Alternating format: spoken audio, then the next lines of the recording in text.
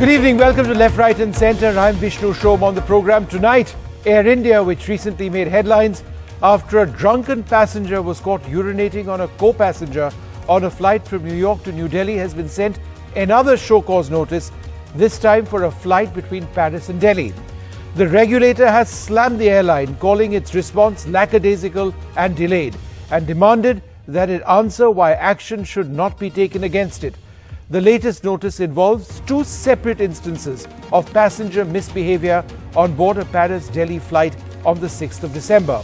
A drunk passenger had urinated on the vacant seat and blanket of a woman passenger, and another, also inebriated, was caught smoking in the lavatory, not responding to instructions of cabin crew. A few days before that, remember, on the 26th of November, a drunk man urinated on an elderly woman in the business class of the airline's New York to New Delhi flight.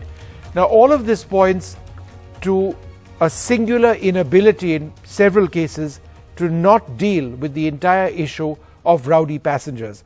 And the fact that the regulator has now absolutely cracked the whip is an indicator of various failings. And it's not just Air India.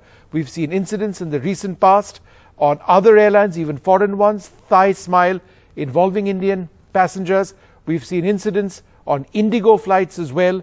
And now the second incident on an Air India flight, in fact, three incidents, because this particular one on a flight from Paris to Delhi had two separate incidents, both pretty horrible.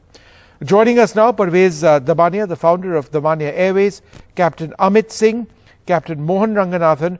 Captain Amit Singh and Mohan Ranganathan are both air safety experts, and Neetu Shukla, an ex-in-flight service director at Kingfisher Airlines. And later on this program, we'll be joined by the co-passenger of the senior citizen who fell victim to that detestable attack when she was urinated upon on that flight from New York to Delhi. But that'll be later on this program. First, Mr. Damania, the fact that Air India has been issued another show cause notice, the words used by the regulator, that the response of the airline was lackadaisical and delayed, is this a clear indicator that what used to happen in the past will not be tolerated again?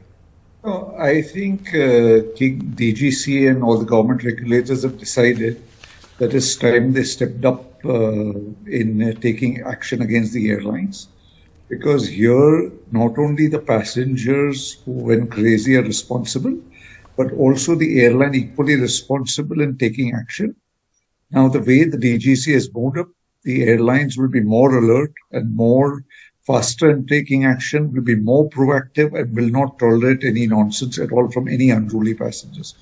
Today only I was reading that already two passengers were immediately arrested upon landing because they were drinking on a domestic flight, which was not allowed. Yeah. So I think airlines have realized that it's time they acted up. No kind of compromise should be reached.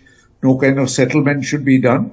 And the ATC, the protocol should be followed. I think, unfortunately, in this case of Air India's case, the protocol was not followed. And that led to many complications. That led to him not being arrested when he landed. So I think now the protocol will be followed and all airlines will be very alert and will not spread any unruly passengers that can harm themselves and the safety of the other people flying in the aircraft. Neetu Shukla, the fact that we've seen so many incidents in the last few days, it shouldn't come as a surprise. It's quite obvious all of this has been continuing for years. No action was taken. That's true. It's just that now, because of social media and the media taking up the cause actively, we're hearing of so many cases all of a sudden. This was always the case. This used to happen all the time. And it's nice that we're at least waking up to the fact that this needs to be addressed. Like we were talking, Mr. Damania just spoke about the two passengers who were caught drinking on a domestic flight. Like I always say, we take half-hearted measures.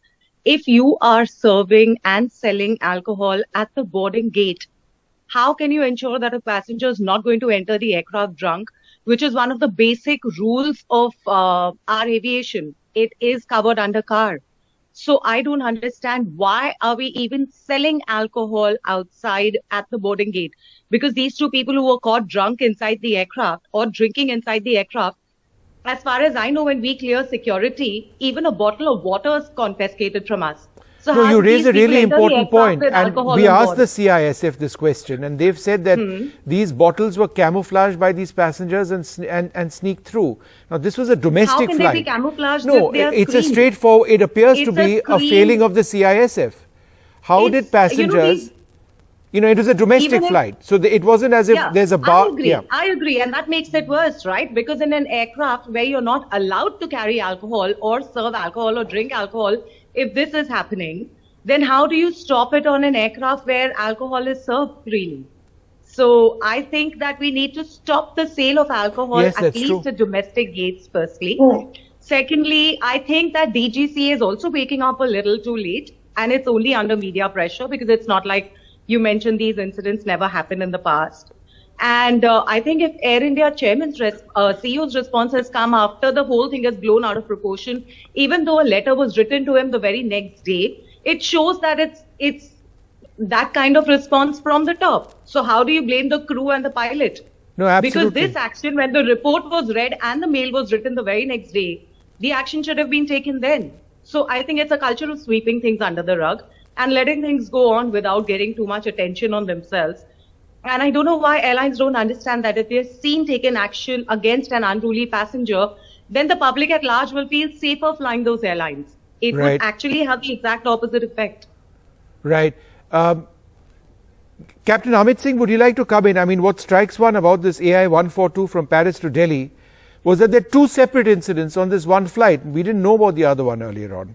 A passenger caught smoking in the lavatory. That's a straightforward flight safety hazard. He was also drunk and not listening to the crew. And another passenger allegedly relieved himself on a vacant seat and also a blanket of a fellow female passenger when she went to the bathroom. It's widespread. On one flight, it seems almost unreal. So globally, this trend is increasing. As per the European regulator, every 3 hours, one occurrence happens. One flight is diverted every month. 71% of physical aggression cases are there. So this is not just an individual issue that one person got intoxicated.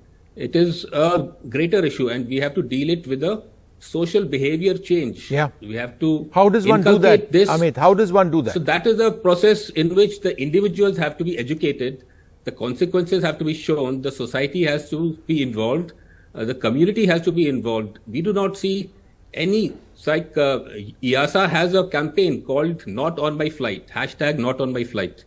So they have a big campaign, they have posters everywhere that this is not acceptable behavior. This cannot be tolerated in flight, and these are the consequences. Like UKCA has very clearly said that you can be jailed up to 2 years, £5,000 fine.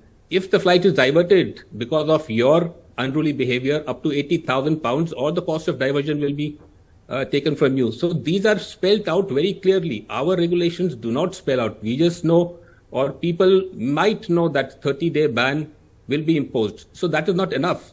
So if you want people to change, it has to be done at every level, multi-pronged. Sure. And the regulations have a lot of lacunas in India. Outside, even the UN has updated the regulations, the international conventions. So the Tokyo Convention 1963 had lacunas of jurisdiction of action. So in flight, if the person becomes unruly and the commander decides to divert to a place like Greenland or somewhere else, so no action can be taken on the person, because under the Tokyo Convention, the jurisdiction is only of the place of registration of the aircraft, which is India. Right. So he would be released. Right. So No, he and so goes that scot-free. that becomes. Thanks for raising that point, Captain Ranganathan. It sounds almost bizarre, but is there a case for a piece of paper to be handed to passengers as they get set to check in, saying that this sort of behavior is unacceptable? It's almost embarrassing for airlines to have to do this. But is this the only way? Because people are just not literate to what can happen. Vishnu, the problem is, even if you give that piece of paper and they sign it, have you seen any action being taken? Now, No. because that urine thing came up in a big way, they've issued show cause notice to Air India now. But if you recall, a few months back, there was an incident of a Dubai-Delhi flight where there was a passenger who was smoking. Even the videos were all over the social media. Yes. And that took place in January. And did DGCA even report that? Now they are saying they reported and that the airline took action. But how come nothing came out in the social media? You see, the problem is, I'm being very blunt, the regulator behaves more like a facilitator than a regulator, because for the media, whatever he dishes out, they print, and it becomes even this. Do you think they'll take any action? Nothing. It is just a joke. No, Captain Ranganathan, I tend to disagree somewhat. If you actually look at what the regulator has said this time, they have basically reminded airlines that airlines have the power to ban passengers for life. And I think that's an important point that they've come out with. I think, Vishnu, the airlines are going to take this matter very strictly. And what I think, these are educated people traveling on business class. This is not a 3-year-old toddler that can be trained. Certain things have to come with common sense. No, I cannot tell you that you cannot urinate on a passenger sitting next to you. I mean, this sounds also absurd. No, it's absurd that we should be discussing this, but it just keeps happening. It's embarrassing. No, but Captain, one sec. Let's reflect on this point, and the question is directed to you, Captain Ranganathan. The internal committee shall decide the duration of ban for flying of the unruly passenger within 30 days, and it can extend from 0 days to a lifetime ban. During the pendency of the decision by the internal committee, the concerned airline may ban such unruly passengers from flying for a period not exceeding 30 days. So 30 days, and then there's a judge, there's a representative from another airline, and a representative from a passengers association, who then decide among themselves how long a passenger should be banned. But even over here, unless there is a guideline which is established through laws, this can always be legally challenged. If one airline says a person who does something needs to be off the list for 60 days, and another airline isn't bound to follow those same, guidelines. So therefore, it's problematic. See, what you have to consider is there is a representative from other airline. But can you ensure that all the airlines in India strictly follow the rules and the norms? So what will happen is, like, if one airline representative comes down hard on a passenger on another airline, if he is not very strict and clean in his operation, so it'll all become you scratch my back, I'll scratch your back thing, like what's happening in even the flight operations inspectors when they go and do an audit. So it becomes, we have to come clean. We have to realize that it is increasing in a large proportion, unruly passengers, irrespective what the DGCA should change that ruling is irrespective of the rank of the passenger. The action will be a lifetime ban, whether he's an MP or a minister. No, that doesn't matter. The law should apply equally for everyone. If you remember that in Frankfurt airport, chief minister of a certain state was drunk, and Lufthansa did not allow him to board the flight.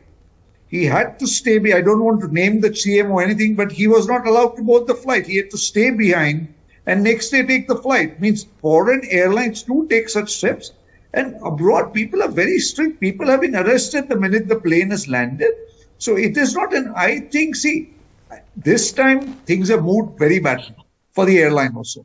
So I don't think any airline will be forgiving or risk not taking as strong action as possible. This has caused a lot of flack for Air India and a Tata company, that too, which has always prided being on the side of the consumer. So I think airlines will be very strict, whether it's a passenger on an airline A, B or C. They will come very hard on passengers who endanger the safety and cause this kind of disruption and affect the perception of the airline. Neetu, you've flown extensively. What are some of the worst incidents that you've personally had to encounter? Indians getting drunk. there was this one flight which I did from Singapore to Delhi, where we were serving alcohol, and I had a bar cart with me. This is by far one of the worst I've had. And we were having this whole discussion with the crew about Indians and how Indians behave, because it was an Indian sector that we were coming to, and there were foreign crew on that flight. It was a foreign carrier that I was flying at that time. And I took up passionately for the Indians and said, no, Indians are very well behaved, they're not bad, and everything is fine. Why are you speaking like that about Indians? And I took the cart and I started serving alcohol. And every row that I would serve, couple of rows, the previous rows would ask for the drink again, which means I couldn't continue with the cart ahead. So finally I had to tell them, I'll come back to you. I kept moving ahead till finally the entire crowd of people, I think about 8 to 10 of them, hijacked my bar cart, moved me aside and started grabbing the alcohol from the cart. It took the same person I was defending Indians to come to the cart and physically move these people out of that alcohol cart and make them sit down. So that was by far one of the most embarrassing situations of my life. And the way we Indians tend to behave in terms of being, the minute the aircraft lands only on an Indian sector, you'll see everybody standing up and opening overhead bins, even while the aircraft is taxiing, till announcements have to be made to ask them to sit down. The amount of call bells that are rung, for example, by Indian passengers vis-a-vis a foreign passenger, they'll wait for things to be served.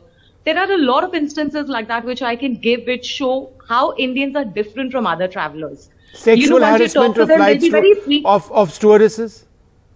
Sexual harassment of stewardesses? Oh yes, they do try to touch you, and they do try to, nudge you or just elbow you and things like that. I've taken, like I've said in the past, I've taken people personally to CISF, and they've done that to my crew. And, you don't just take an action when they do it once. You'll see the same person doing it 2 or 3 times on flight. So this does happen, unfortunately. And, sadly, it's not just Indians who do that. Even foreigners, when they come and fly an Indian carrier, they do that, which is the case in point with the 2 Russians on the Go Air flight recently. Yeah, that's true. So, they wouldn't dare to do that in their own country. But when they come here, I think it's not lack of knowledge that people don't know how to behave on an aircraft. It's lack of repercussions. You know that you will get away with it when you do it on an Indian aircraft, because nobody comes down seriously. So the minute your repercussions are stringent, I think these actions will stop. We just need to be. I agree completely with you. There has to be strict rules. Imagine if this passenger was in the United States, getting violent or urinating on somebody else, what would have happened to them? Well, I'm joined now. I'd like to thank all of you for being with us. You're welcome to stay on, but I'm joined by Dr. Sugata Bhattacharjee, who was sitting next to or very close to the passenger on that flight from New York to Delhi who urinated on a co-passenger. Thanks very much for being with us. Dr. Bhattacharjee, do you believe that there's a systemic problem in the way in which Air India has been dealing with unruly passengers? I think it's not a systemic problem. I think it is the fear of no consequences. Because things happen, half of the things are reported, and even when things are reported, no adequate actions are taken. So I think this unruly people who are unruly in general, they get a sense of arrogant entitlement that we can do anything and get scot-free. And because Air India is a airline, but it is also more of a government body, there are so many bureaucratic level and processes that at times taking action becomes a challenge. I read the interview of yours where you mentioned that your co-passenger, who was the man who urinated on the senior citizen, on that flight from New York had consumed 4 whiskeys, 4 single malts over lunch. Is that correct? Just one meal, 4 drinks down? Over the lunch, yes.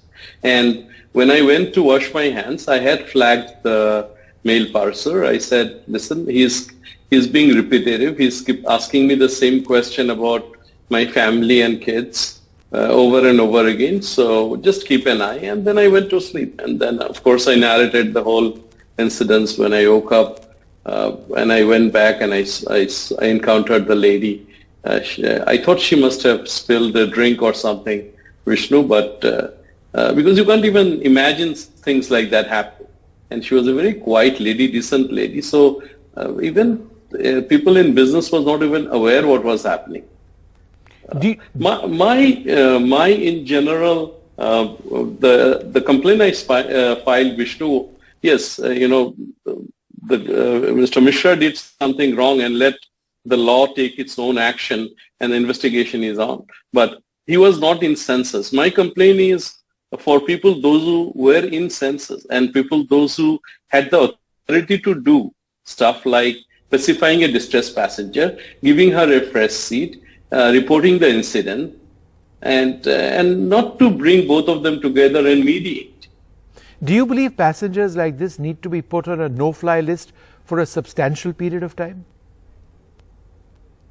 Vishnu, it's a sad story for everyone. I take no joy in speaking to you. I wish I was speaking for something more positive, because nobody comes out as winner here.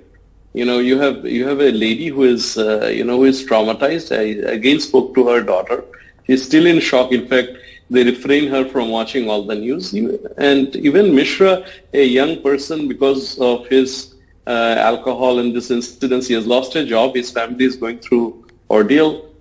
Tata spent an enormous amount of money to do a facelift to Air India. They are going through this.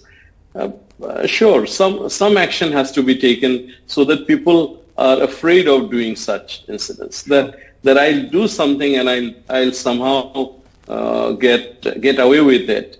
Should not be the trend. When this passenger, Mr. Mishra, woke you up, or woke up himself rather, he asked you if he did something wrong. What exactly did you say? No, I'm going to quote. He said, "Bro, I think I'm in trouble," and that's the exact quote. And I said, "You are?"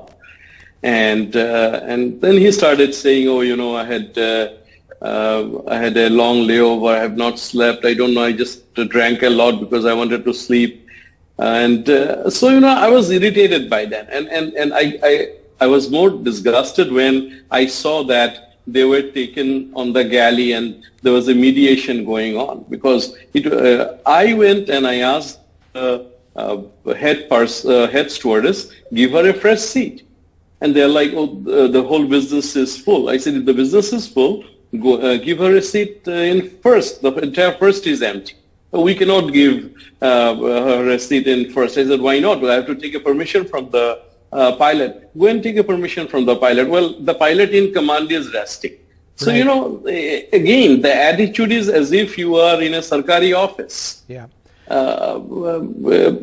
It should be immediate, and they are trained for that. And hopefully the buck stops at the top, Vishnu, yeah. And the only person who could have done everything right is the commander, because a lot of times the crew are afraid to take calls because they don't know what will be the fallback on them. But the pilot and the commander they have authority to do anything they want to, and they didn't do, and right. They should have done. Well, hopefully now, after this new show cause notice by the Director General of Civil Aviation and the clear message over here that there have to be consequences, or the airline faces consequences, the boorish Indian traveller will come to their senses. We leave it there. Thanks for being with us.